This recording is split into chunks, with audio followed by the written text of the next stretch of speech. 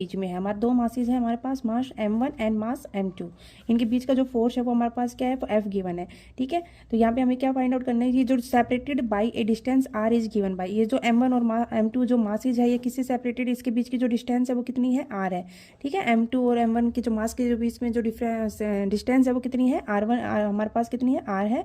तो हमारे पास गिवन क्या है, F is equal to G m1 m2 upon r का square, where g is the universal gravitational constant, the dimensional of G are. आपको क्या find out करना है, जी का डायमेंशनल फाइंड करना है। ठीक है, तो जी का डायमेंशन क्या हो जाएगा, यहाँ पे आपको वो फाइंड आउट करना है। तो सबसे पहले आप क्या करोगे, फोर्स को जो गिवन है हमारे पास क्या गिवन है हमारे पास है F is equal to G m1 m2 upon r का स्क्वायर। हमें क्या फाइंड आउट करना है, जी का डायमेंशन फाइंड आउट करना है। तो सबसे पहले आपको जी की वैल्यू फाइंड आउट करनी होगी, तो इसी फॉर्मूले से हम जी की वैल्यू फाइंड आउट करेंगे। तो यहाँ पे देखिए 1 करके यहाँ पे क्रॉस मल्टीप्लाई कर लीजिए। ठीक है, क्रॉस मल्टीप्लाई करोगे तो ऐसे जी को एक साइड रखिए, तो जी को हमने इधर रख लिया। ठीक है, जी को इधर रख लिया, यहाँ पे आर स्क्वायर किसके मल्टीप्लाई में चला जाएगा, फोर्स के मल्टीप्लाई में चला जाएगा।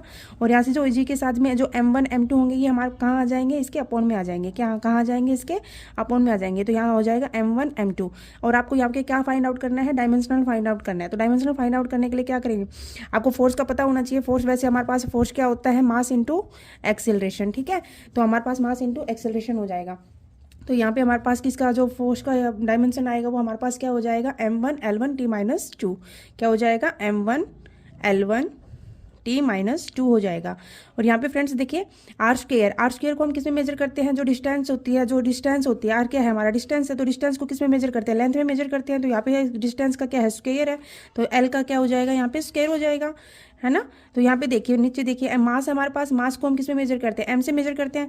तो यहाँ से हम डायमेंशन किस में लिखते हैं, MLT में लिखते हैं ना। तो MLT में लिखेंगे तो हमने सारी जो जितनी भी फॉर्म है उसको ML और T में हम क्या करेंगे, कन्वर्ट करेंगे फ्रेंड्स यहाँ पे।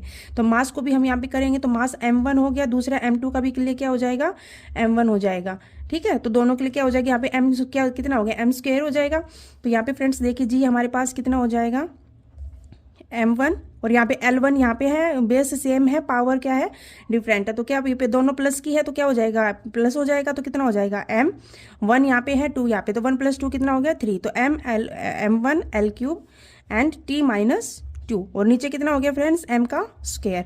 अब यहाँ पे देखिए मास को हम ऊपर लेके जाएंगे तो इन्वर्स हो जाएगा, इन्वर्स होके कितना हो जाएगा, m-2 हो जाएगा। आपको देखो मैं सिंपली लिख के दिखाती हूँ कितना हो जाएगा, m1 l³ t-2 एंड ये m ऊपर हो जाके कितना हो जाएगा, m-2। तो यहाँ पे देखिए पावर बेस क्या है, सेम है, पावर क्या है, डिफरेंट है। तो यह m की पावर 1 - 2 है, 1 - 2 है, तो कितना हो जाएगा, m-1 हो जाएगा। तो जी हमारे पास जी का डायमेंशन क्या आ जाएगा, m-1 l³ t-2।